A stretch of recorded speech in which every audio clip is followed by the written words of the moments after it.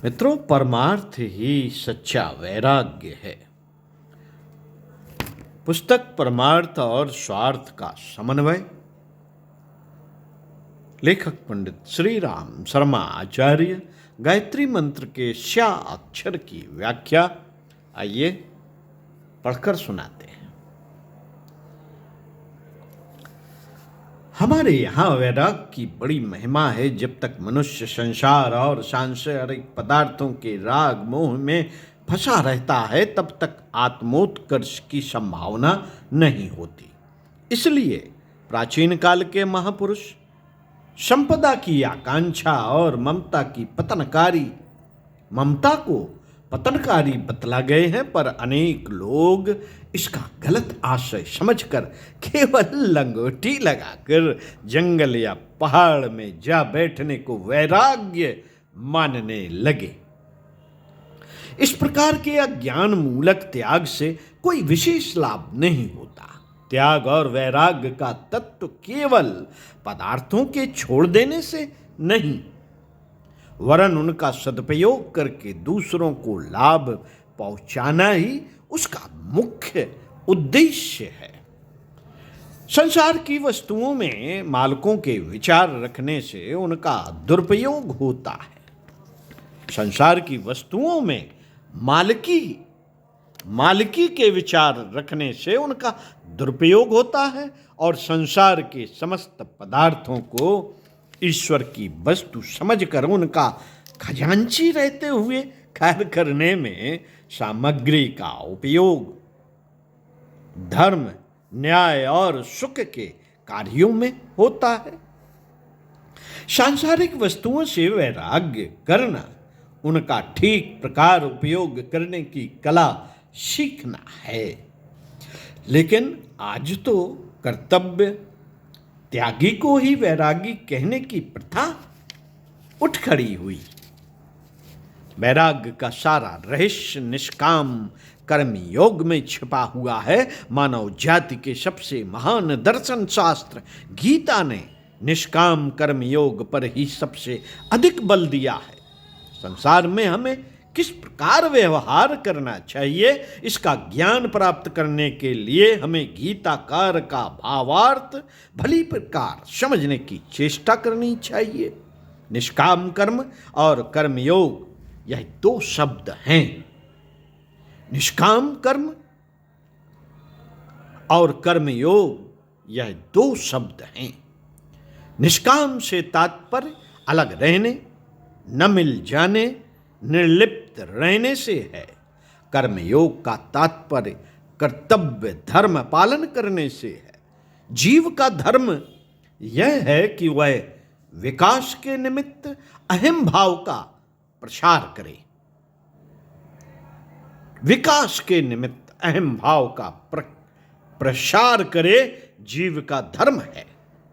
अपनी आत्मीयता को दूसरों तक बढ़ाए, अपने स्वार्थों को दूसरों के स्वार्थ से जोड़ने के दायरे को बढ़ाता जाए। यह आध्यात्मिक उन्नति यदि वास्तविक हो, तो वह आदमी अपनी शक्तियों का अधिक से अधिक भाग दूसरों की सेवा में लगाता है और कम से कम भाग अपने लिए रखता है। अर्थात वह सेवा धर्म अपना लेता है और परोपकार में रत रहता है। उसका दृष्टिकोण संकुचित स्वार्थ पूरा करने का नहीं होता, वरन उदारता सहित परमार्थ को लिए हुए होता है। जो जितना ही परमार्थ चिंतक है, वह उतना ही बड़ा महात्मा कहा जाएगा। साथियों, हमारे पूर्वज ऋषि मुनियों को ठीक तौर से पहचानने में लोग बड़ी भूल करते हैं। उनकी दृष्टि इतनी ही पहुंचती है कि ऋषि मुनि नगरों से दूर जंगलों में रहते हैं। जंगलों में रहते थे और फल फूल खाकर तथा वक्कल वसन पहनकर जीवन यापन करते थे। आजकल के साधु, नामधारी तथा कथित वैरागी अपना वैराग्य उसी की नकल का बनाते हैं। नकल तो ऐसी ही करते हैं। जीवन की आवश्यकताएं तो घटाते हैं, पर बची हुई शक्ति को परमार्थ में नहीं लगाते, वरन दंभ, आलस्य, प्रमाद और धूर्तता पर उतर आते हैं। इसलिए उनका जीवन साधारण गृहस्थ से भी नीचे दर्जे का बन जाता है। यही कारण है मित्रों, यही कारण है कि साधु वेशधारी भिकमंगों को गली कूचों में हम कुत्तों की तरह दरदराता हुआ देखते हैं।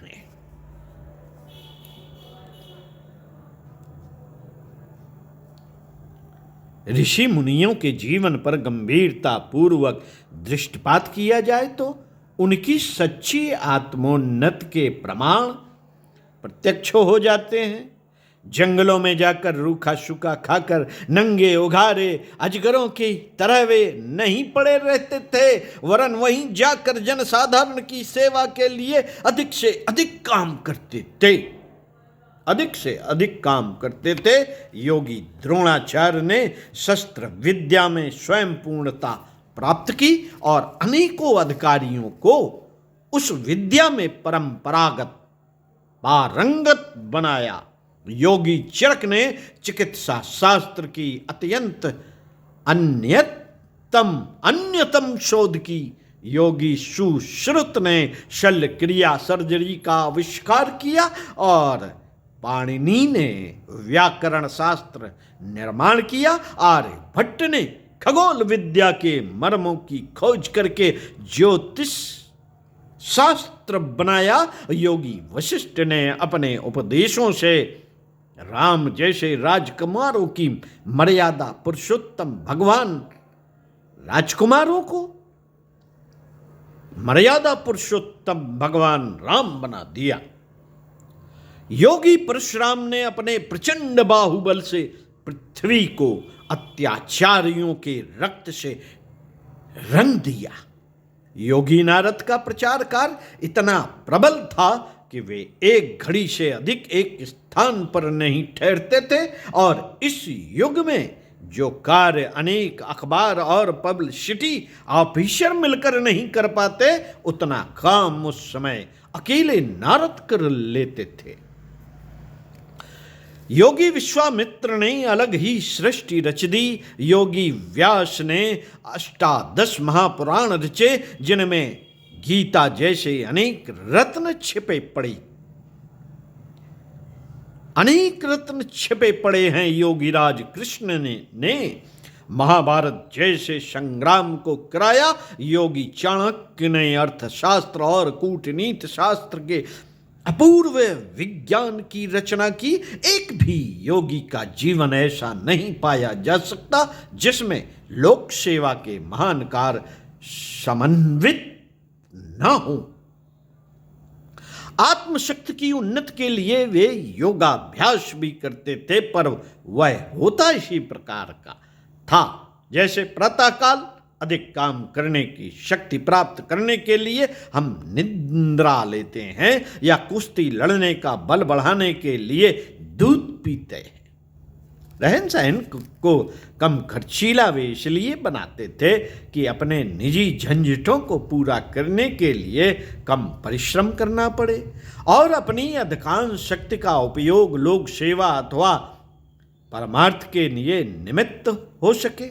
यह मानना भी गलत है। यह मानना भी गलत है कि हमारे ऋषि महात्मा स्त्री पुत्रों को त्याग देते थे। सच तो यह है कि शायद ही कोई ऋषि रहा हो जिसने अविवाहित जीवन बिताया हो, अन्यथा पुराण साक्षी है कि सभी ऋषियों के स्त्रियां और संतानें मौजूद थी। शंकर जैसे योगेश्वर के 2 विवाह हुए और उनके बाल बच्चे भी मौजूद थे। ऋषियों के जीवन पर थोड़ा सा प्रकाश इसलिए डाला गया कि नकलची लोग पूरी बात को समझें और तब उसका अनुकरण करें। बाल बच्चों को भटकता छोड़ कायरता के साथ कर्तव्य धर्म की अवहेलना करते हुए घर त्याग कर भाग जाना और भगवान का भजन करने की झूठी आत्म वंचना के बहाने भीख के टूक खाकर अकर्मण्यता पूर्वक जीना न तो योग है, न संन्यास, न स्वार्थ है, न परमार्थ। मित्रों, यह एक प्रकार की आत्महत्या है। यह एक प्रकार की आत्महत्या है जिसे अल्प शिक्षित या अशिक्षित व्यक्ति स्वार्थी कनफूका गुरुओं के बहकाव में आकर स्वीकार कर लेते हैं और अपने बहुमूल्य जीवन की आलस्य और प्रमाद की छुरियों से निर्दयता पूर्वक हत्या कर डालते हैं। वैसे तो आज भी थोड़े बहुत सच्चे महात्मा इन साधु वेशधारियों के बीच मिल सकते हैं जो स्वार्थ की अपेक्षा परमार्थ को महत्व देते हैं और अहंकार के नशे में ऐंठे फिरने की बजाय नम्रता और सेवा का परिचय देते हैं। ऐसे महापुरुष साथियों, ऐसे महापुरुष उसी प्रकार पूजनीय हैं जैसे कपिल कणाद। हमारा विरोध तो उन भिकमंगों से है, उन भिकमंगों से है जो वैराग के पवित्र नाम को कलंकित करके प्रमाद की उपासना करते हैं और जन साधारण के मन में यह झूठी धारणा पैदा करते हैं कि वैरागी वही है जो घर बार छोड़कर निरुद्देश मारा फिरे और भजन की झूठी आत्म प्रवंचना करता हुआ स्वार्थी जीवन बिताए। जीवन विकास के लिए अहंकार का प्रसार आवश्यक है। परमार्थ में स्वार्थ को घोलते जाना, अपने लिए कम दूसरों के लिए ज्यादा की उदार वृत्ति को अपनाते जाना ही बस एकमात्र जीव का धर्म है। धर्म के सारे अंग उपांग इसी परिभाषा के अंतर्गत आ जाते हैं। त्याग, सहानुभूति, प्रेम, दया, उदारता आदि शत प्रवृत्तियां विकास धर्म की किरणें हैं। संपूर्ण धर्मसार्थ इसी एक बिंदु के आसपास उसी प्रकार घूम रहे हैं जैसे ध्रुव के चारों ओर अन्य नक्षत्र घूमते हैं। साथियों, आप संसार से विरक्त रहिए, पर प्राणियों को आत्मतुल्य समझकर उनकी अधिकाधिक सेवा के मार्ग पर बढ़ते चलिए। स्त्री के, पुत्र के, कुटुंबियों के शरीरों को नाशवान समझिए, पर उनके जीव की उन्नति में भरपूर सहायता कीजिए। उनकी आवश्यक सुविधाओं का उसी प्रकार ध्यान रखिए जैसे अपनी सुविधा का रखते हैं। इस आत्म प्रसार के दायरे को क्रमशः बढ़ाते चलिए। जिन सुखों को प्राप्त करने की इच्छा अपने लिए करते हैं, उन्हीं की दूसरों के लिए इच्छा करिए। सहृदय माता घर में बने हुए खीर खांड के भोजन पहले अपने बालकों को कराती है, तब बचा खुचा आप खाती है। आप जब विकास धर्म का पालन करेंगे तो ऐसी ही उदार एवं सहृदय माता बन जाएंगे। विश्व के अन्य प्राणी आपके बालक होंगे। आपका सारा वैभव अल्प बुद्धि वाले, अल्प शक्ति वाले, अल्प वैभव वाले प्राणियों के काम आवेगा।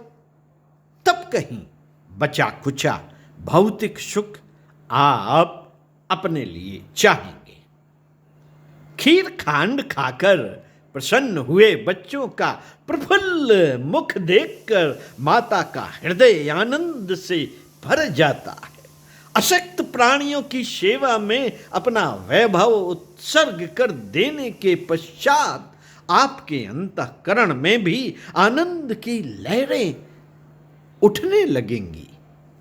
नश्वर संसार का उपदेश है नश्वर संसार का उपदेश है कि वैरागी बनिए।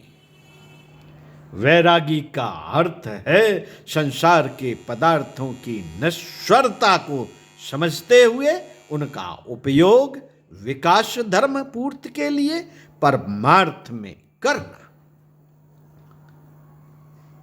साथियों, स्वार्थ को, लोभ को, तृष्णा को कम करके परमार्थ के विचार और कार्यों में निरंतर लगे रहना ही सच्चा वैराग्य है।